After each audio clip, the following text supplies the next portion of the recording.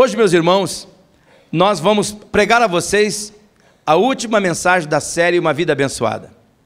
Na última mensagem desta série, eu gostaria de fazer duas explicações muito importantes. Por isso eu chamo a sua atenção agora, para que você escute com muito critério o que eu vou dizer. A primeira explicação que eu quero fazer é sobre dinheiro, refere-se a dinheiro. Irmãos, eu quero que todos vocês saibam que eu não creio que o dinheiro leve alguém para o céu. Dinheiro na igreja não tem nada a ver com salvação. Eu não sou salvo porque eu dou dinheiro. Eu não sou salvo porque eu dou dízimo. Eu não sou salvo porque eu dou oferta. Eu vou para o céu pela graça de Jesus, pela misericórdia do Senhor Jesus. Agora, porque sou salvo, eu contribuo com a igreja de Jesus. Eu oferto com a igreja de Jesus. Então, eu vou repetir de novo. Eu não creio que o dinheiro leva alguém para o céu, mas eu creio que a avareza leva um punhado de gente para o inferno. É muito importante esse paralelo. O dinheiro não leva ninguém para o céu, mas a avareza leva as pessoas para o inferno. A Bíblia, meus irmãos, ela é muito rica em ensinar que a avareza não deve ser nem mencionado entre nós. A avareza é quando a pessoa ela é tão escrava do dinheiro que ela não consegue nem contribuir com quem precisa, tampouco com a igreja. Então, toda vez que fala de dinheiro, ela enlouquece, ela fica se sentindo mal, ela fica se sentindo acuada, porque tem medo, porque está dominada pelo espírito da avareza. Então, vamos deixar bem claro, dinheiro não leva ninguém para o céu, mas a avareza leva um punhado de gente para o inferno. Isso é um ponto pacífico. Segunda explicação que eu queria dar para vocês é que eu e esta igreja, nós não cremos na teologia da prosperidade. Nós não cremos na teologia da prosperidade. Eu quero que todos vocês saibam que eu não acredito que toda pessoa que se torna crente se torna rica. Eu não acredito que todas as pessoas que dão as suas primícias a Deus, que deve fazê-lo, é uma ordem bíblica, pertence ao Senhor. Eu não acredito que o ato dela entregar as primícias vai fazer desta pessoa uma pessoa rica, cheia de posse, de dinheiro. Eu preciso dizer para vocês que ter riqueza não é sinônimo de bênção. Nem ser abençoado tem como característica a pessoa ter muitas posses, como ensina a teologia da prosperidade. Na teologia da prosperidade, o foco é receber. Na teologia da vida abençoada, o foco é repartir, é compartilhar, é dar. Qualquer ensino fora disso não bate com a Bíblia. Então, o que eu creio é que quando nós recebemos Jesus como nosso Senhor e Salvador, nós passamos a ser abençoados. Nós passamos a ser capacitados a viver uma vida onde nada daquilo que é necessário, nada daquilo que é imprescindível vai nos faltar, porque o Senhor é o nosso pastor e nada, absolutamente nada nos faltará. E isso, irmãos, não se relaciona com posse de recursos, isso se relaciona-se com a satisfação que Deus coloca dentro do nosso coração, a alegria e o descanso que Deus gera pelo seu cuidado no nosso coração, traz essa satisfação. O valor que Deus revela dentro de nós, por vermos que Ele cuida de nós em todos os detalhes, é isso que caracteriza a vida abençoada. Nós já sabemos que a vida abençoada é aquela que tem o sobrenatural de Deus agindo ao seu favor. Quando nós temos a mão de Deus agindo ao nosso favor, acontece o que testemunha Esdras. No capítulo 7, no versículo 9, Esdras, ou Esdras, como algumas pessoas leem, no dia 1º do primeiro mês, ele saiu da Babilônia. Está sendo testemunhado sobre ele. E chegou a Jerusalém no 1º dia do 5º mês, porquanto a boa mão do seu Deus estava sobre ele. Veja, irmãos. Veja que Esdras dá nesse texto o testemunho que tudo acontece de forma muito rápida, porque a boa mão de Deus estava agindo favoravelmente por ele. Isto é vida abençoada. Também nós já sabemos, irmãos, que a bênção vem sobre nós quando nós entregamos a Deus as nossas primícias. E veja que está falando de nossas primícias. Nossas primícias, não é uma primícia, mas todas as nossas primícias. Mas ao terminar a nossa série de mensagem hoje, Eu quero apontar qual é o segredo da vida abençoada, a ponto dela se tornar multiplicadora, ao ponto dela ser abundante. Deus está dizendo hoje a mim e a você, filho, filha, eu preciso que você acerte suas finanças, pois eu quero abençoá-lo. Eu quero pedir a você que observe essas palavras, porque eu creio que Deus deseja que nós façamos a nossa parte, para que Ele faça a parte dele. Deus não fará aquilo que é da nossa alçada. Deus não fará aquilo que é da nossa responsabilidade. Por isso, o pastor Éder vai nesse momento falar conosco primeiramente sobre os obstáculos. Quais são esses obstáculos, pastor Éder, para uma vida abençoada? Vamos receber o pastor Éder com uma salva de palmas.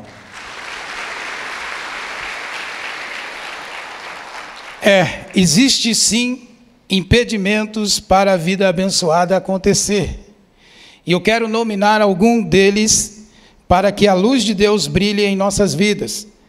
São obstáculos, são observações das quais todos nós temos que nos atentar. O primeiro obstáculo para uma vida abençoada é a dívida. Os pesquisadores defendem, preste muita atenção, que toda pessoa endividada sofre algum tipo de depressão. Isto porque a dívida é uma das principais causas de divórcio, de falta de sono, de desempenho fraco no trabalho.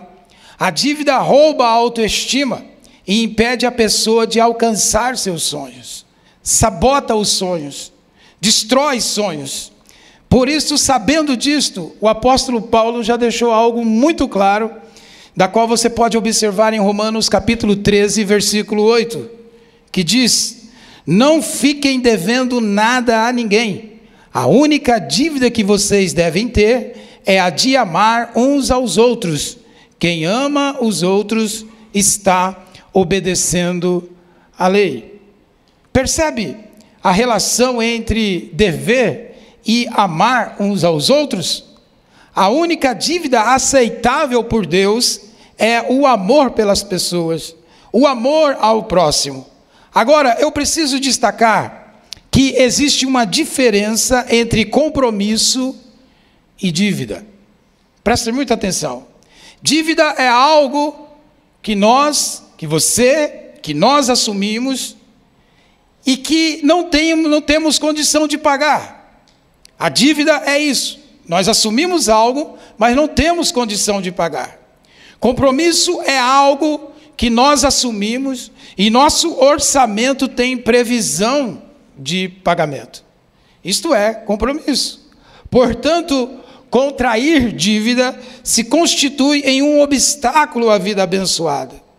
E eu creio que esta mensagem neste dia é uma iniciativa divina para ajudar você a retirar este obstáculo,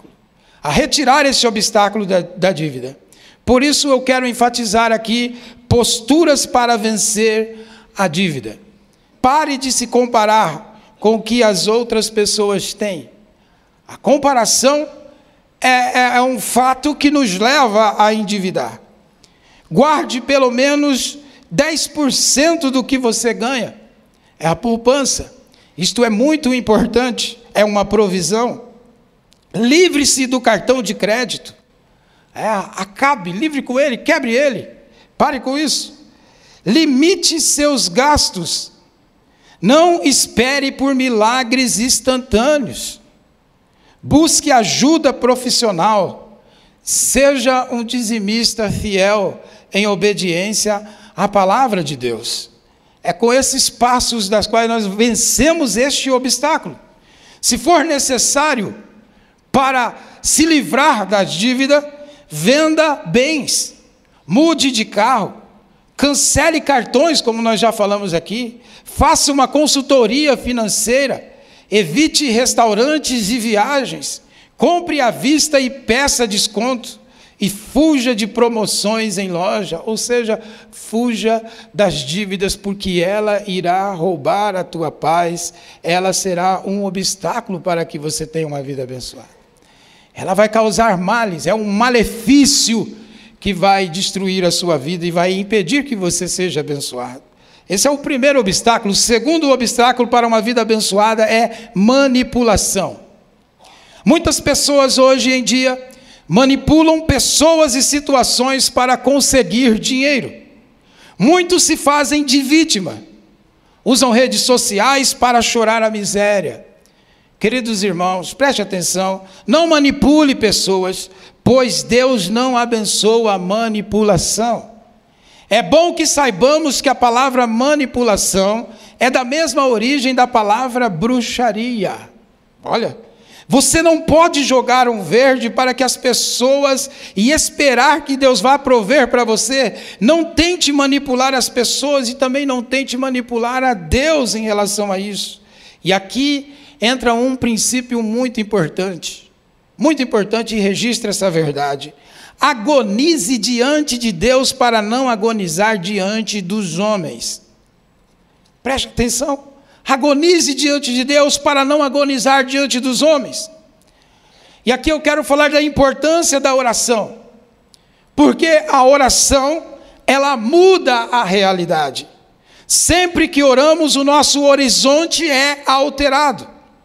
A nossa atitude frente às mudanças é alterada. E apenas não algumas vezes, mas todas as vezes. Quando através da oração nós damos um passo em direção a Deus, Ele dará mais passo em nossa direção.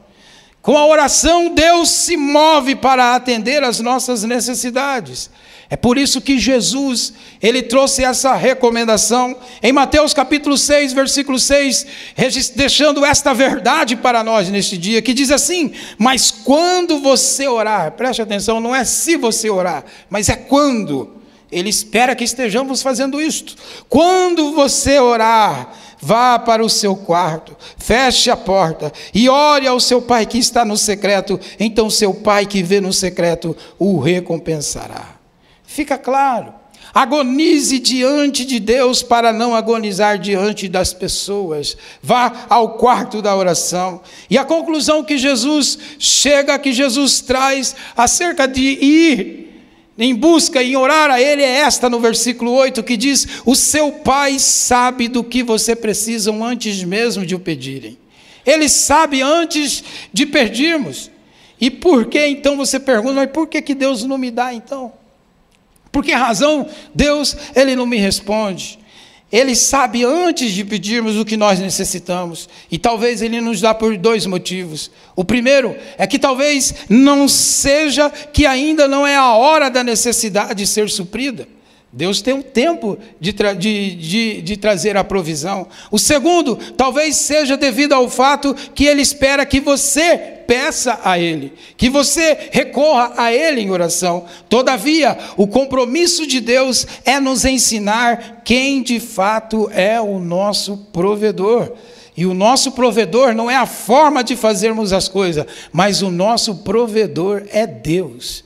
Ele é o meu, o seu, Ele é o nosso provedor. Por isso, fuja, larga, deixe a manipulação. O terceiro obstáculo para a vida abençoada é a ostentação. Como vemos isso nas redes sociais? As redes sociais se tornaram a tela da ostentação. Tantas pessoas tentando embelezar um momento mais do que é, para demonstrar beleza, prestígio e poder. Quantas pessoas se utilizando disso? Tantas pessoas usando as redes sociais para ostentar até sensualidade. Existem muitas questões referentes a comida, viagens, roupas, compras, que são para a sua pessoalidade e intimidade. Por isso, nunca ostente, nunca desperdice, nunca pague simplesmente por luxos e caprichos em um país desigual. Simplicidade é um dos aspectos da realeza da vida cristã. Por isso, fuja da ostentação. Ela é um obstáculo para uma vida abençoada. O quarto obstáculo para a vida abençoada é a mesquinhez. Mesquinho é uma pessoa que se agarra a bens materiais. É um espírito mesquinho, é como um microscópio. aumenta as pequenas coisas, mas impede de ver as grandes. Uma pessoa mesquinha, ela é avarenta, e a avareza é um tirano bem cruel. Manda ajuntar e proíbe o uso daquilo que se ajunta, ou seja, não desfruta. O absurdo da mesquinhez está no fato do mesquinho viver como pobre e morre rico. Portanto, a nossa mesquinhez é um obstáculo à bênção divina. Para combatê-la, precisamos praticar a doação voluntária. A doação voluntária. Eu percebo pessoas que reclamam de pagar uma taxa de R$5 por um curso bíblico, que se negam a investir em ações por sua igreja, mas que gastam grandes quantias em seus hobbies, esportes, viagens e ostentações tremendas. A mesquinhez revela onde está o nosso coração, e precisamos analisar isso. Ela é um obstáculo para a vida abençoada. Eu creio que este é o momento de destacar que nós não damos o dízimo. Dízimo a gente não dá. O dízimo como princípio a gente não dá. Dízimo a gente devolve. Estamos devolvendo aquilo que é de Deus. A mesquinhez vai levar você a achar que já está fazendo muito. Já estou fazendo a minha parte ali. Mas o dízimo pertence ao Senhor. A gente não dá o que não pertence a nós, a gente devolve. Portanto, a nossa mesquinhez é um obstáculo à bênção divina, e para combatê-la precisamos praticar a doação voluntária. Voluntariamente ajudar pessoas necessitadas, voluntariamente ajudar causas humanitárias, voluntariamente ajudar doentes, voluntariamente ajudar, patrocinar crianças e jovens carentes, voluntariamente ajudar obras que beneficiam o reino de Deus, que beneficiam a igreja de Jesus e a expansão deste reino. Dízimo é devolução para a proteção, ofertas e primícias são ofertas de prosperidade. Então, ao ofertar, é necessário que nós façamos 4 perguntas ao Senhor: quando dar, quanto dar, onde dar, para que ou para quem dar. Irmãos, uma pessoa que serve a Jesus, ela tem sua vida marcada por 4 características. E aqui eu quero destacar: fidelidade, generosidade, gratidão e alegria. Portanto, um discípulo de Jesus dá o dízimo com fidelidade, as ofertas com generosidade, as primícias com gratidão e todas com grande alegria. É assim que um discípulo de Jesus faz, é assim que ele é. E agora, pastor Jacó, sim, depois de enfatizar aqui esses obstáculos, vamos prosseguir então com essa palavra tremenda. Quando tiraram a pedra da frente do túmulo de Lázaro, Jesus deu um brado e o Lázaro ressuscitou.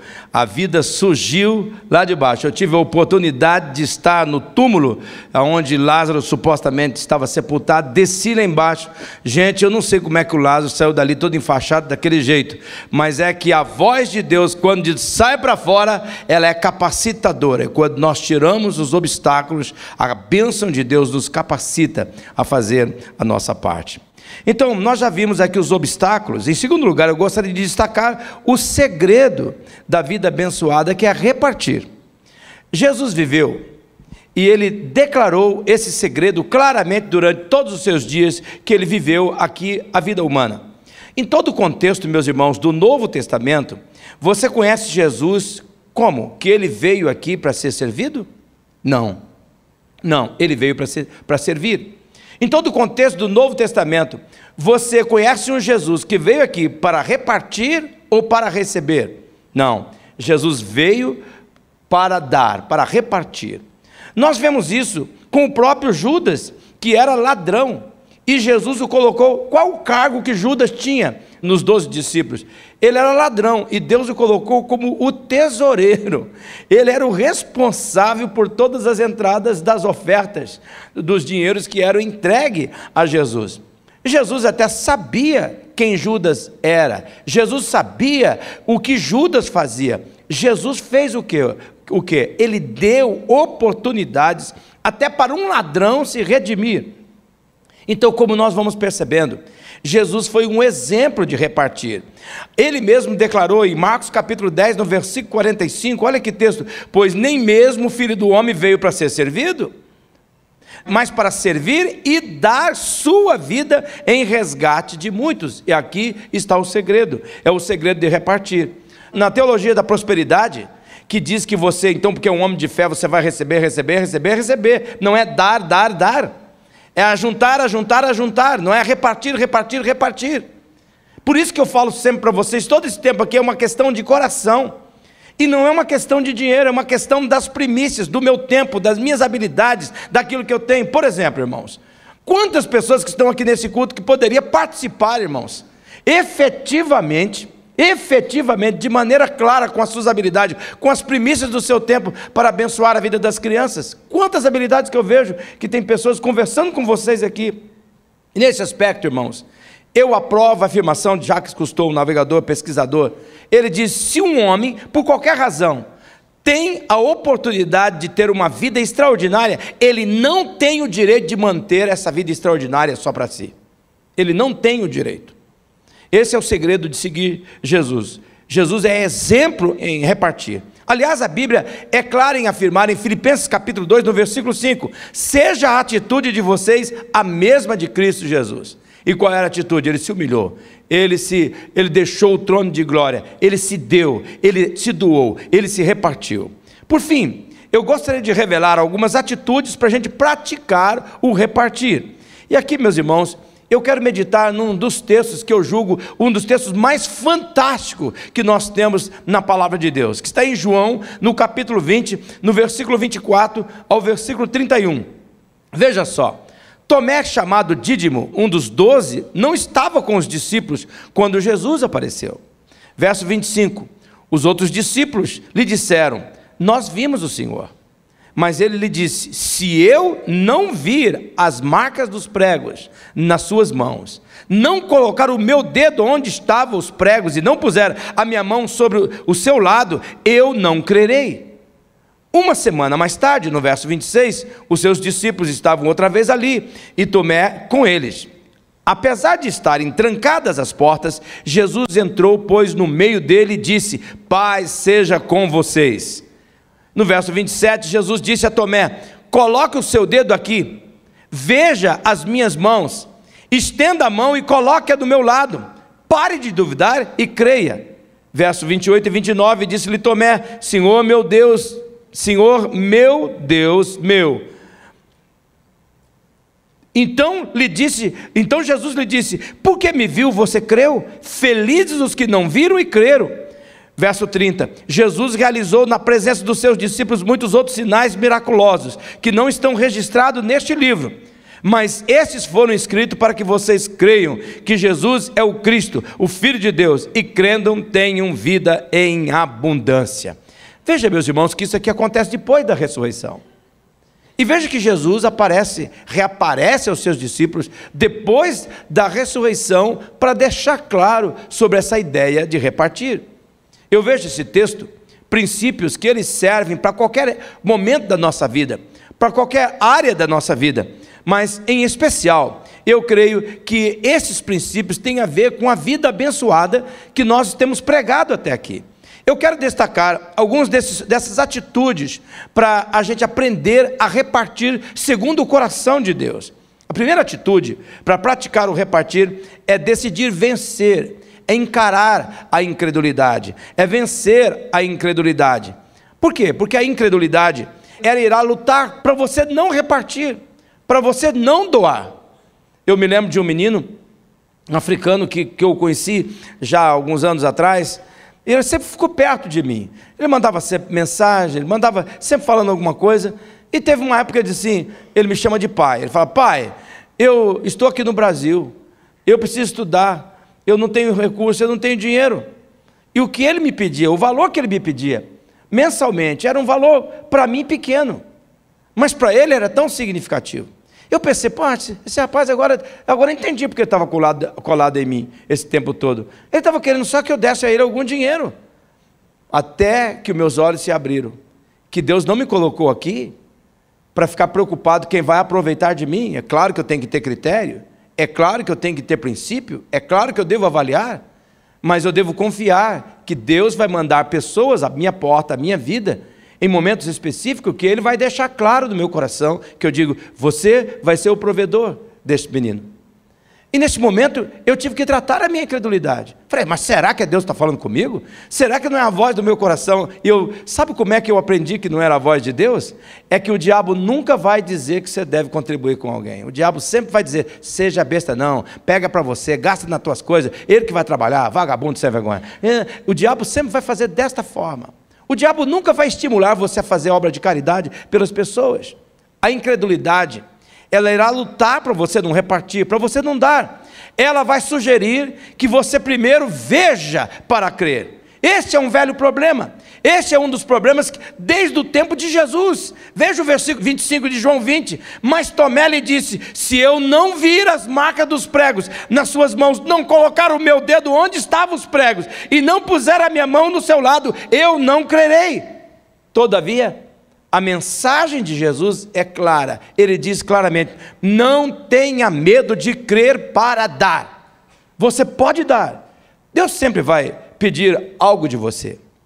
E quando Ele pede algo de você, não é para tentar você, mas para provar e refinar a adoração do seu coração.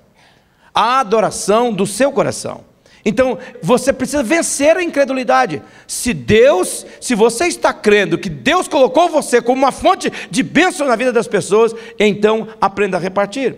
A segunda atitude para praticar o repartir é acreditar no sobrenatural. Acreditar no sobrenatural. Eu vejo isso claramente nesse texto. Veja, meus irmãos, que segundo o texto, já tinha se passado 7 dias, pelo menos, da ressurreição de Jesus. Os discípulos estavam reunidos 7 dias depois. E agora Tomé estava com eles. Tomé estava presente. Veja no versículo 26. Uma semana mais tarde, os seus discípulos estavam outra vez ali. Tomé com eles. E agora veja o detalhe. Apesar de estarem trancadas as portas, Jesus entrou, pôs-se no meio deles e disse, paz seja com vocês. Veja aqui, que de forma sobrenatural, de forma espetacular, Deus dá uma oportunidade para quem? Para o Tomé incrédulo. Ele não deu só uma oportunidade para Judas, ele deu também uma oportunidade para o Tomé incrédulo. Os dias de Tomé, os dias dos discípulos eram dias de tristeza, eram dias de medo, eram, tanto que diz o texto que eles estavam com as portas trancadas, e Jesus entrou mesmo com as portas trancadas. O que nós vemos nisso? O sobrenatural aconteceu. Jesus pôs-se no meio deles, sem poder ter entrado, sem porta aberta, sem janela aberta, pôs-se no meio deles e disse, paz seja com você. E aqui eu chamo a sua atenção, eu quero que você pare neste momento, porque eu vejo aqui um toque divino para as pessoas que estão aqui neste culto. E qual é o toque divino? Quem recebe o sobrenatural de Deus, receberá a paz de Deus em dias de tristeza. Quem acredita no sobrenatural de Deus, vai experimentar a paz de Deus em dia de tristeza. Você percebe a mensagem? Jesus, as portas estão trancadas, está lá o Tomé duvidoso. Jesus foi ao encontro de Tomé e diz, Tomé, abra-se para o sobrenatural. Eu vejo que há muitas pessoas que não se abrem para essas manifestações, acham que são coincidências. Deus é o Deus do sobrenatural. Quando as portas estão fechadas, quando ninguém pode entrar, quando não há possibilidade, Ele entra, e quando Ele entra, Ele traz paz, naquele momento, pela ação do Espírito dEle na nossa vida, para o nome dEle ser glorificado. Vocês percebem o que Deus está falando?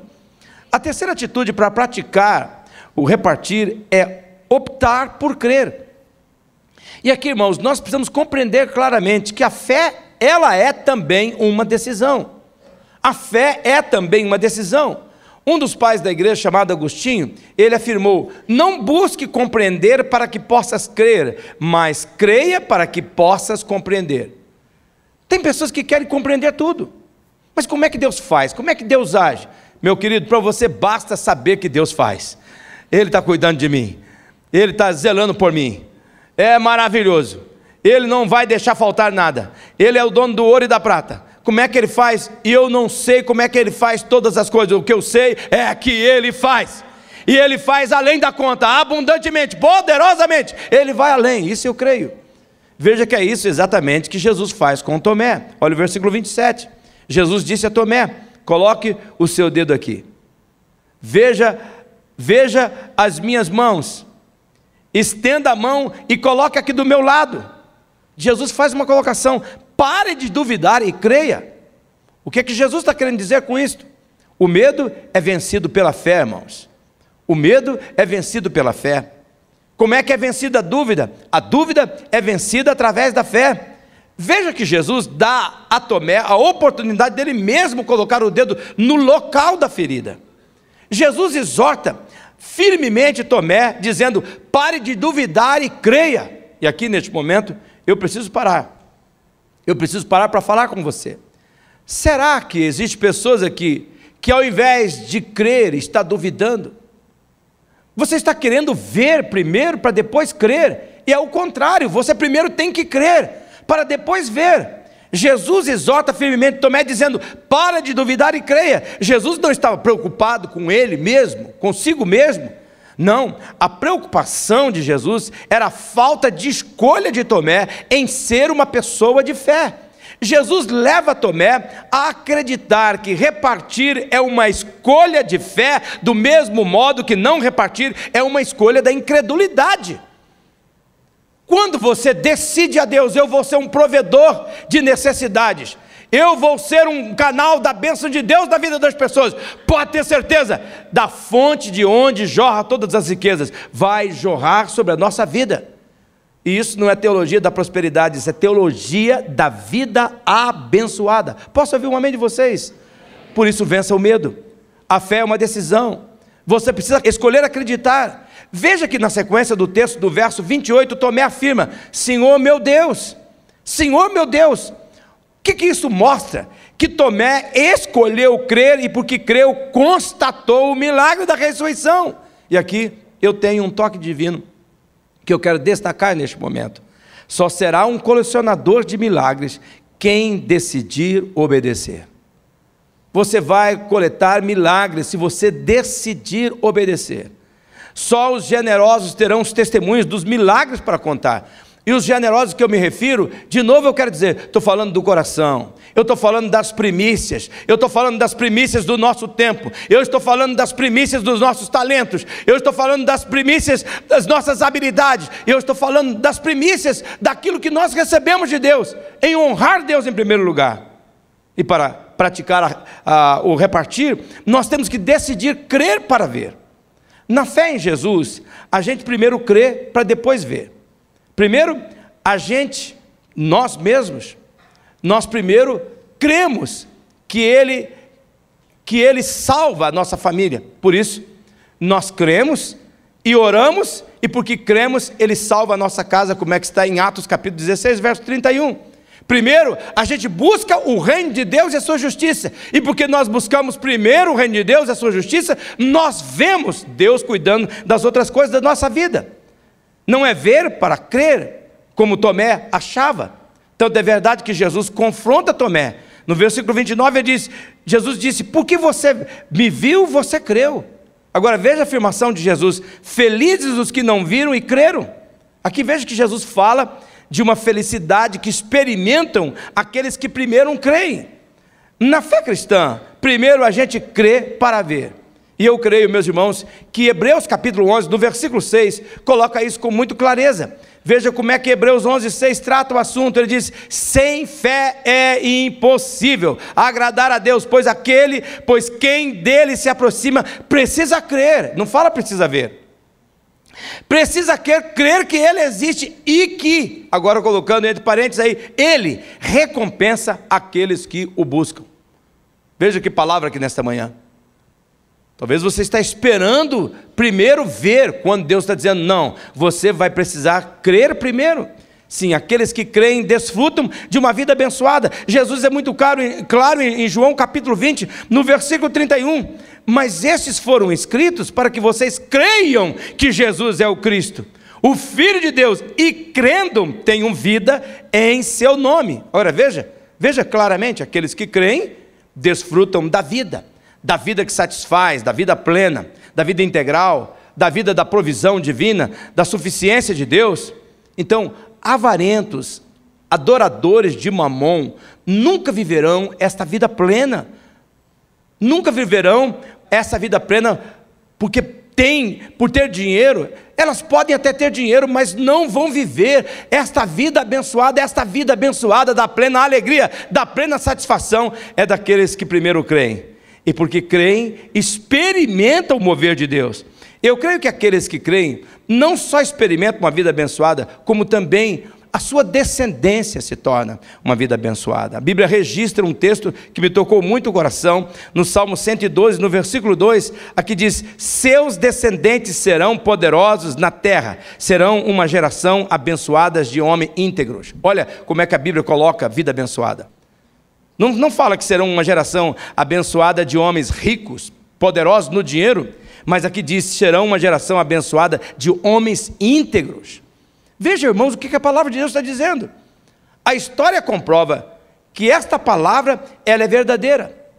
Se você deseja viver uma vida abençoada a partir de hoje, você tem que tomar no teu coração: eu vou crer para ver, não é ver para crer. Vocês se lembram, quando Deus chegou, o povo de Israel chegou lá na beira do Jordão, eles tinham que tomar posse do Jordão. Eles tinham que passar o Jordão, mas o Jordão estava cheio, não dava para passar o Jordão com as crianças. O Jordão é um rio, em alguns lugares, muito parecido com o rio Pirapó. Não dava para atravessar aquele Jordão na época da enchente, que era exatamente como diz os historiadores, que eles chegaram. E Deus deu uma ordem, que eles deveriam marchar e entrar no rio até o joelho, que então, se fizesse isto, a água se abriria. Eles primeiro tinham que crer, para depois ver. E a história comprova, quando chegou até o joelho, o Jordão se abriu, passou-se em terra seca, e Deus deu uma ordem clara: tire pedras que estão no meio do rio, e faça um memorial, para que todas as gerações futuras saibam desse acontecimento. Com qual propósito? Eu creio que Deus tinha esse propósito: ensinar ao povo dele que primeiro a gente crê, para depois a gente ver. É claramente isso. Quando Pedro, Tiago e João chegou no templo, estava ali aquele paralítico à beira da porta. Ele disse: eu não tenho prata, eu não tenho ouro, mas o que eu tenho eu te digo, levanta em nome de Jesus e anda. Aquele homem precisava primeiro crer, para depois ver. Aquele outro paralítico que estava na cama, que os amigos levaram por cima do telhado, ele disse: filho, perdoados são os seus pecados, agora toma a tua cama e vai para casa.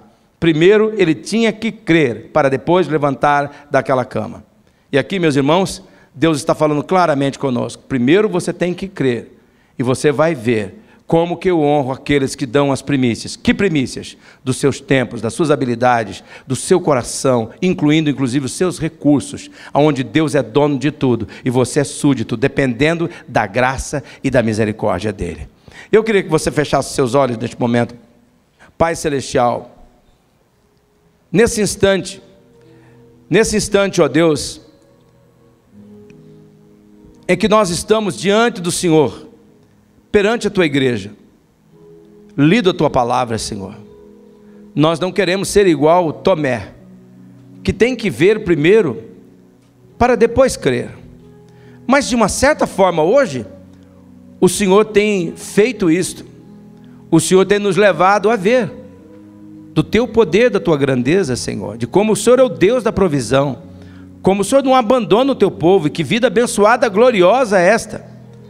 Por isso, Senhor, faça arder em nós o Teu amor, faça arder em nós a Tua compaixão, gera dentro de nós o coração Teu, de tal maneira que a gente ame a ponto de dar não só o que temos, mas, se necessário, a nossa própria vida. Missionária Central de Maringá.